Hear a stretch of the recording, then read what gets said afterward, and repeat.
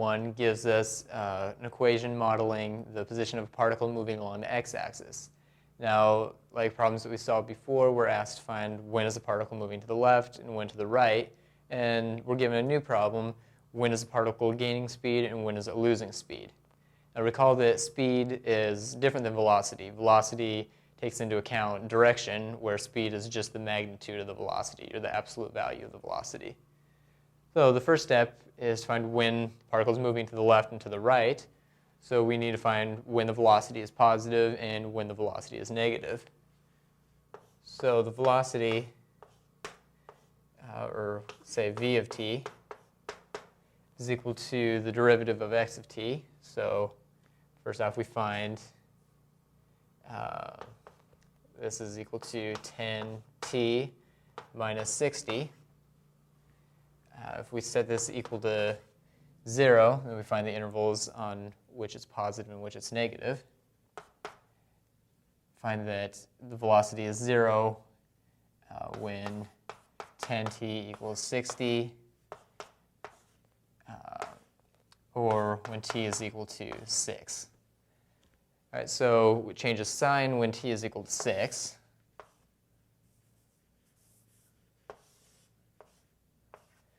So if t is less than 6, well, what's the velocity then? Let's just pick a sample point, say 1. So the velocity at time 1 is going to be 10 minus 60, or negative 50. So the velocity is going to be decreasing here. And then the velocity is going to be, well, let's pick a point, say 7.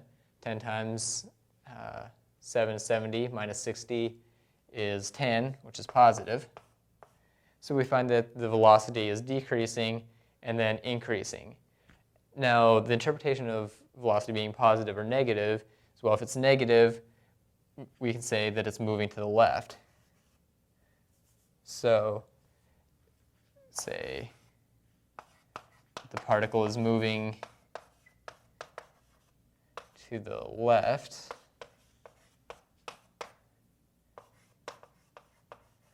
From t equals 0 to t equals 6. And similarly, it's positive, so it's moving to the right from 6 onward.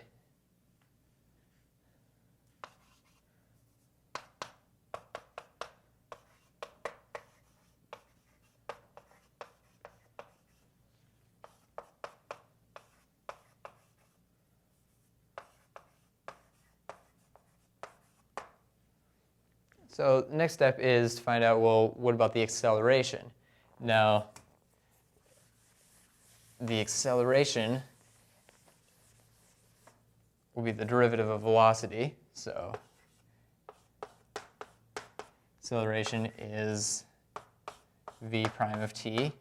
Now, v prime of t was 10t minus 60, so the acceleration is going to be 10. Now, what this says is the acceleration is constant at 10, meaning that it's always gaining speed, or gaining velocity, I should say.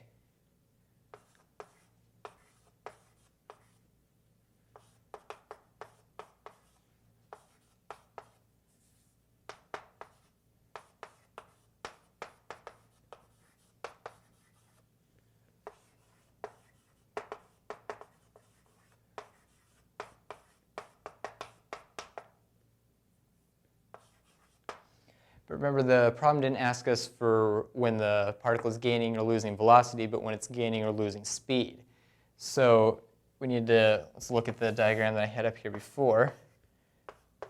Let's see, I'll write, actually since it was negative from t 0 to 6, I'll write that the particle is moving to the left here, and then moving to the right when t is greater than 6. So the particle is constantly gaining velocity, which means that its velocity is increasing, so it's speeding up in the right direction. So if the particle is moving to the left and it's speeding up going to the left or going to the right, the speed of the particle is actually going to be decreasing.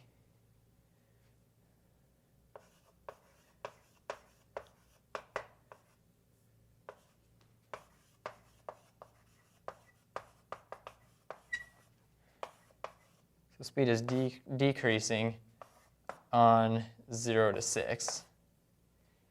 And we have the particles moving in the positive direction, and positive acceleration. It's going to be gaining speed on the interval 6 to infinity.